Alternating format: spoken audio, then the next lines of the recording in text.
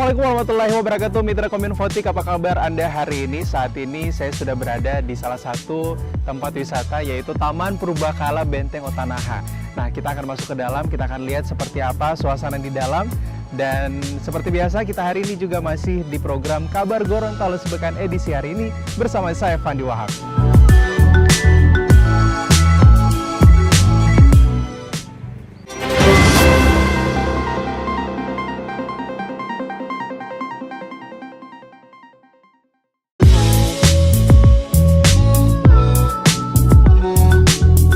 Nah, Mitra Kominfotik, sebelum kita menuju ke 3 benteng yang ada di atas sana, kita sebelumnya harus melewati dulu nih 348 anak tangga yang ada di sini. Dan tersedia juga ada tempat persinggahan, yaitu 4 tempat persinggahan. Seperti apa di atas? Terus saksikan dan jangan kemana-mana, tetap di Kabar Gorontalo Sepekan. Penjabat Gubernur Gorontalo Hamka Hendra Nur meninjau fasilitas di kantor Badan Pengawas Pemilu Bawaslu Provinsi Kamis 2 Maret 2023. Peninjauan dilaksanakan bersama unsur Forkopimda dan pimpinan OPD. Kedatangan Hamka di eks kantor gubernuran tersebut disambut pimpinan dan anggota Bawaslu. Rombongan meninjau sejumlah sisi ruangan yang dinilai perlu adanya perbaikan untuk memaksimalkan kinerja pengawasan pemilu. Pihaknya juga memastikan fasilitas lain di Bawaslu sudah terpenuhi. Salah satunya penyediaan kantor sentra Gakumdu untuk pelayanan dan penegakan hukum kepemiluan.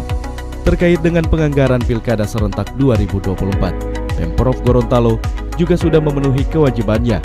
Amanah Mendagri nomor 900 tahun 2022, Pemda diminta menganggarkan Pilkada dalam 2 tahun, yakni minimal 40% tahun 2023 dan 60% di tahun 2024. Untuk itu, penjabat Gubernur Gorontalo mengingatkan kepala daerah di wilayahnya untuk menganggarkan dana pemilihan kepala daerah atau Pilkada tahun 2024 mendatang. Pihaknya belum mendapatkan laporan pasti dari kabupaten kota apakah ketentuan penganggaran tersebut sudah terpenuhi atau belum. Sejauh ini baru Pemda Bualemo yang sudah menganggarkan, meski belum sebesar ketentuan, yakni 40%. Tahun ini Pemprov mengalokasikan 16 miliar rupiah atau 40% total usulan biaya pilkada dari Bawaslu sebesar 36 miliar rupiah. Sementara untuk KPU dialokasikan 50 miliar rupiah atau 48%. Total usulan KPU sebesar 103 miliar rupiah. Sisanya akan dialokasikan di tahun 2024. Angka itu hanya mengakomodir usulan KPU dan Bawaslu Provinsi. Pemilihan Bupati dan Wali Kota dianggarkan untuk pemerintah Kabupaten Kota kepada KPU dan Bawaslu setempat. Dan pihak Bupati Wali Kota untuk segera juga menganggarkan anggaran pemilu. Karena sesuai dengan aturan minimal 40% di tahun 2023 ini. Jadi tidak bisa sekaligus di 2024 karena terlalu beresiko. Sebab itu kami di provinsi alhamdulillah sudah clear Pak Ketua ya, 40% sudah memenuhi persyaratan yang disyaratkan.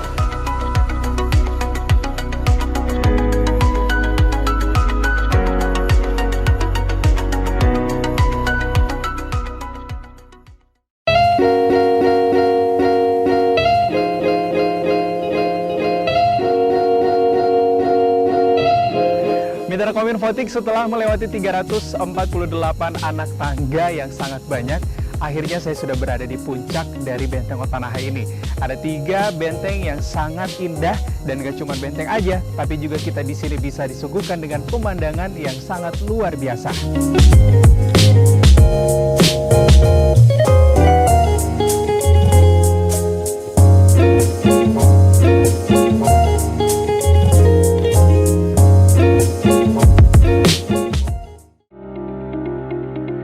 Penjabat Gubernur Gorontalo Hamka Hendra Nur meminta warganya untuk mengikuti program Gerakan Masyarakat Batanam Rica Sandiri atau Germas Batari.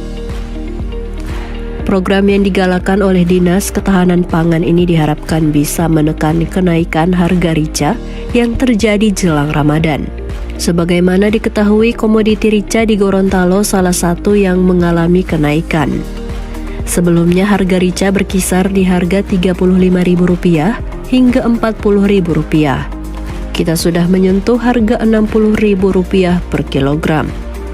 Hal ini dikatakan Hamka usai menghadiri rakor pengendalian inflasi yang berlangsung secara virtual pada Senin 6 Maret 2023. Pemprov Gorontalo juga akan mengintensifkan bazar pangan murah dan pasar murah yang masing-masing digelar oleh Dinas Ketahanan Pangan dan Dinas Kumperindak. Operasi pasar diharapkan bisa meringankan beban warga dan menjaga harga tetap stabil di pasaran. Stok menghadapi bulan Ramadan, insya Allah masih terkendali dengan baik. Baik itu daging, kemudian daging ayam, daging sapi, terutama untuk minyak goreng, beras, bawang dan cabai. Ya. Dihubungi terpisah, Kadis Pangan Sutrisno menjelaskan tahun 2023 ini pihaknya sudah mengusulkan untuk pembiayaan program Germas Batari sebesar 20.000 bibit.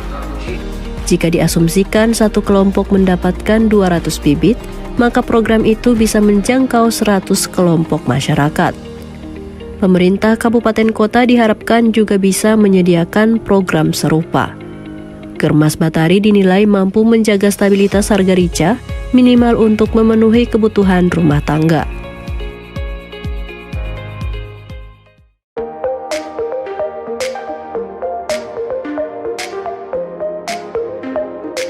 Nah, Minter Kominfotik, saat ini saya sudah berada di dalam Benteng Otanaha. Dan Benteng Otanaha sendiri ini yang artinya adalah nama dari anak Raja Ilato yang diberi nama sebagai Benteng Otanaha.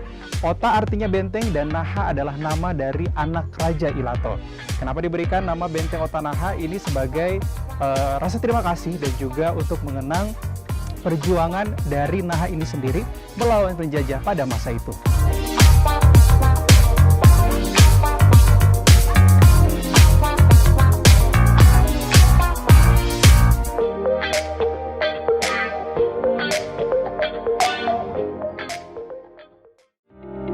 Badan Perencanaan Penelitian dan Pembangunan Daerah Bapeda Provinsi Gorontalo menggelar forum konsultasi publik untuk penyusunan Rencana Kerja Daerah atau RKPD 2024. Acara yang dihadiri penjabat Gubernur Gorontalo Hamka Hendranur berlangsung di Hotel Aston Kota Gorontalo, Kamis 2 Maret 2023. Sedikitnya ada 7 pokok pembangunan tahun 2024, yakni peningkatan ekonomi daerah, pengembangan wilayah dan pedesaan, peningkatan sumber daya manusia, serta peningkatan kebudayaan dan agama.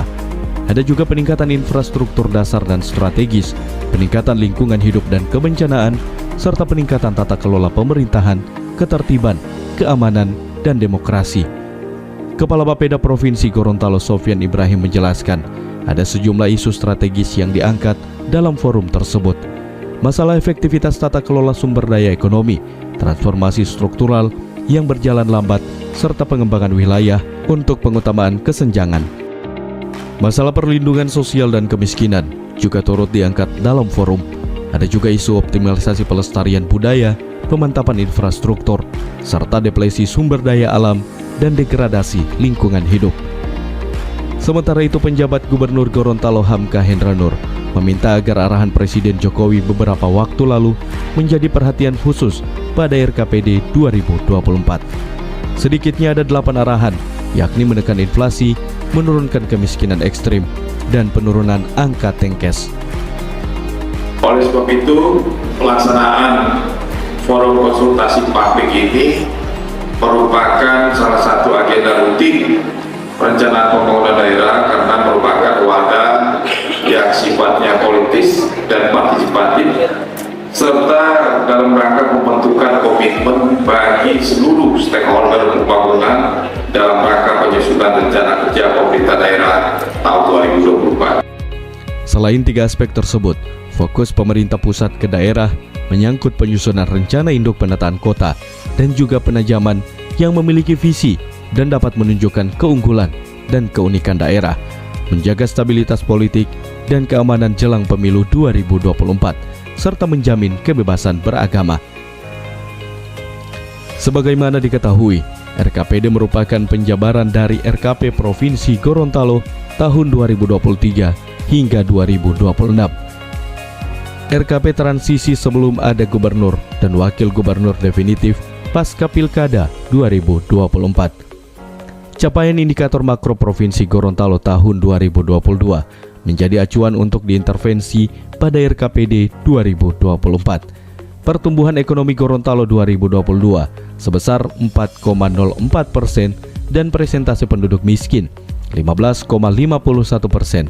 Ada juga Gini rasio di 0,423, pengangguran terbuka di angka 2,58 dan indeks pembangunan manusia di angka 69,81.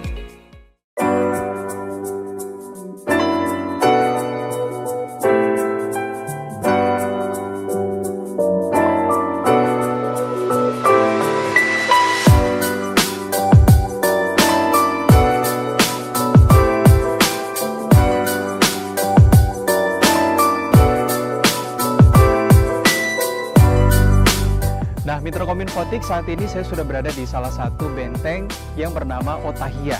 Yang artinya Ota adalah benteng dan Hia adalah nama dari istri anak dari Raja Ilato yang bernama Naha tadi.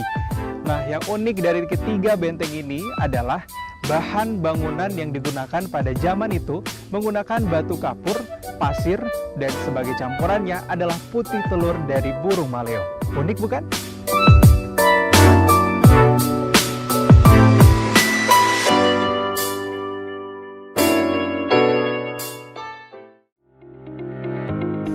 Pemerintah Provinsi Gorontalo dan Badan Penyelenggara Jaminan Sosial Ketenagakerjaan menyerahkan penghargaan Paritrana Award tahun 2022. Penganugerahan ini diberikan kepada pelaku dan badan usaha serta pemerintah daerah yang memiliki kepedulian terhadap perlindungan pekerja. Piagam penghargaan ini diserahkan oleh penjabat Gubernur Gorontalo Hamka Hendranur didampingi Asisten Deputi Bidang Kepesertaan BPJS Ketenagakerjaan serta Kepala BPJS Ketenagakerjaan Provinsi Gorontalo pada Selasa 7 Maret 2023 di Ballroom Hotel Aston, Kota Gorontalo.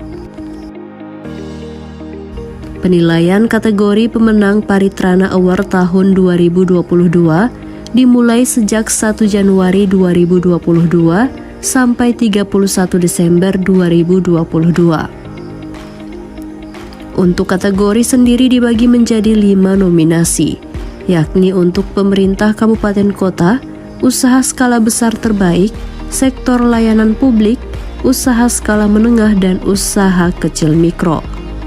Pemenang ditetapkan oleh Panitia 9 Provinsi yang diketuai oleh Penjabat Sekretaris Daerah Provinsi Gorontalo, Syukri Botutihe. Sementara itu, di tempat yang sama Penjabat Gubernur Gorontalo Hamka Hendranur mengapresiasi berbagai pihak yang telah berperan aktif dan berupaya maksimal dalam mendorong dan mendukung penuh implementasi program jaminan sosial ketenagakerjaan.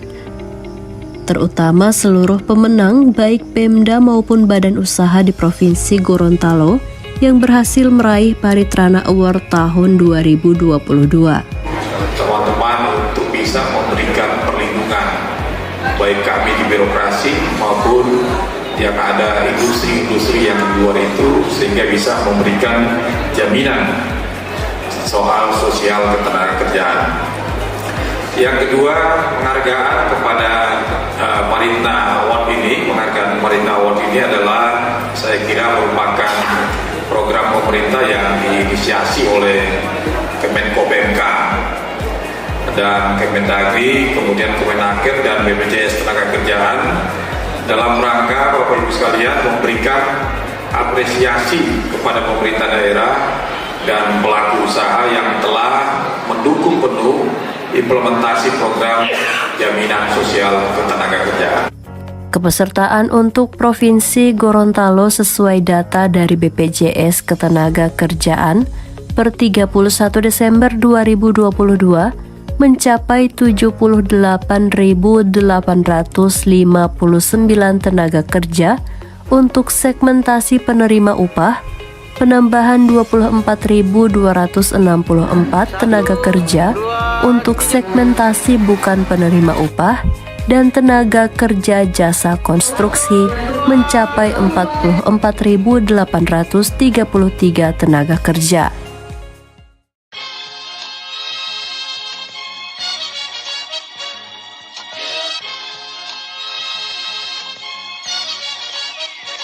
Nah, Mitra Kominfotik, itu dia beberapa penjelasan dan juga jalan-jalan kita di Benteng Otanaha hari ini. Semoga informasi dan juga jalan-jalan kali ini bisa menambah wawasan informasi untuk Anda. Dan jangan lupa tetap terus saksikan kami di channel YouTube Provinsi Gorontalo. Dan jangan lupa juga like, komen, dan subscribe. Terima kasih, Fandi pamit. Assalamualaikum warahmatullahi wabarakatuh dan sampai jumpa.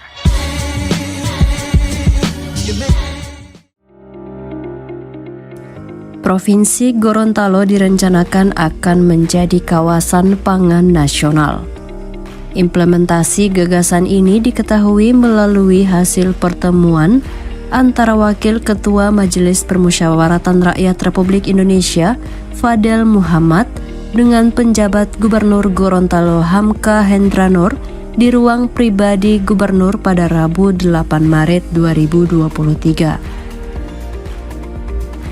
Mantan Gubernur Gorontalo ini menyebutkan, gagasan ini akan ditempuh dengan strategi menaikkan produksi jagung secara sistemik, mulai dari sisi produksi hingga pemasaran. Kawasan pangan nasional atau yang dikenal dengan food estate adalah sebuah konsep pengembangan produksi pangan hulu hilir yang terintegrasi. Di tempat yang sama, Hamka menyampaikan keinginan membuat Gorontalo menjadi kawasan pangan nasional sejalan dengan program pemerintah pusat. Sama seperti Fadel, Penjagup juga meyakini gagasan ini pasti terwujud mengingat Gorontalo punya potensi infrastruktur di segala bidang, utamanya pertanian dan peternakan. Selain membahas gagasan kawasan pangan nasional, pertemuan ini juga membahas harapan dari organisasi Lamahu yang mengusulkan Bandar Udara Jalaluddin Gorontalo berubah nama menjadi Bandar Udara Nani Wartabone. Namun usulan ini dikatakan Hamka akan dibahas lebih detail dan matang dengan beberapa pihak karena dianggap begitu penting.